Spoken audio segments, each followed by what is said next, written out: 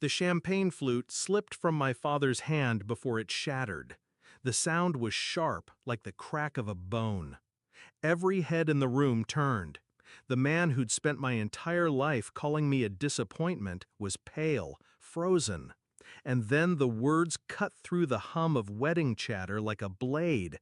Holy shit, she's on the news!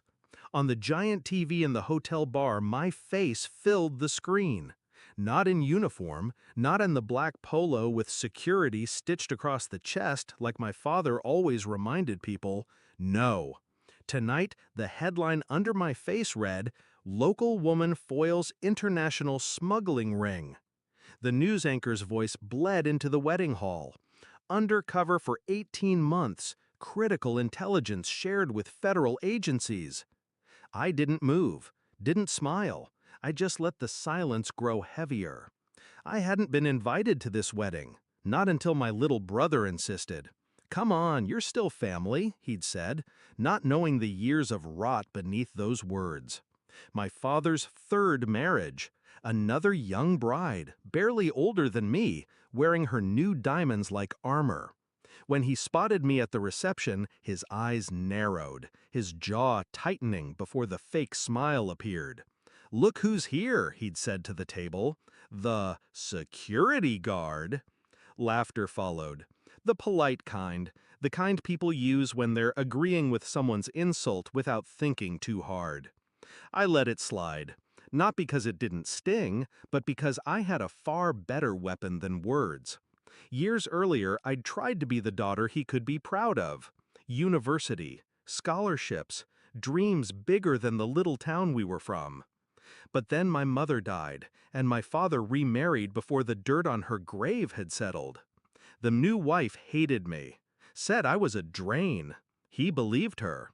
When I left home, it wasn't for a glamorous career. I took the first job I could get, night security at a shipping yard.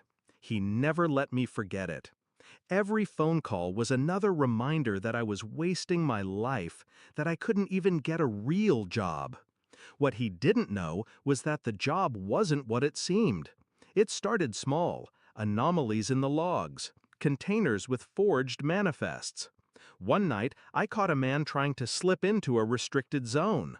His ID checked out, but something about his eyes told me otherwise. I filed the report. 2 days later, 2 men in dark suits showed up in the break room.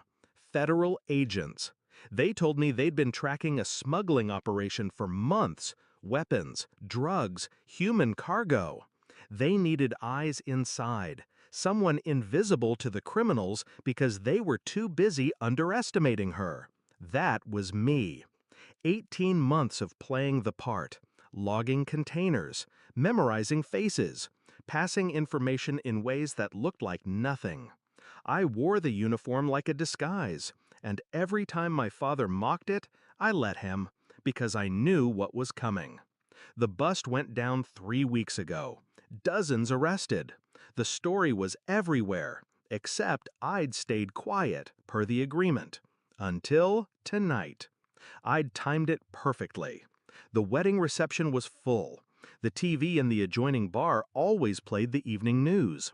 When my segment started, it was like pulling the pin from a grenade and letting it roll across the dance floor. I watched my father's face go from smug to stunned to something else. Recognition. Shame. His bride blinked between us, confused. Guests whispered. The anchor's voice kept talking about heroism and critical undercover intelligence.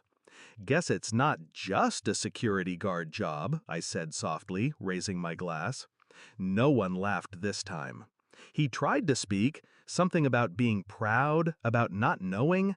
But the thing about a man like my father is, his pride doesn't recover from being proven wrong in public. And I didn't give him the dignity of a response. I left him standing there, shards of glass at his feet, champagne soaking into the carpet. Outside, the night air was cool. Somewhere inside, the party was still trying to restart, but I knew the moment had landed. He would never live it down. And I'd done my job. Twice. The first was taking down a smuggling ring. The second was letting my father see, too late, that the daughter he'd belittled was the one he should have been bragging about all along. I didn't need his pride. I had my own. And that was enough.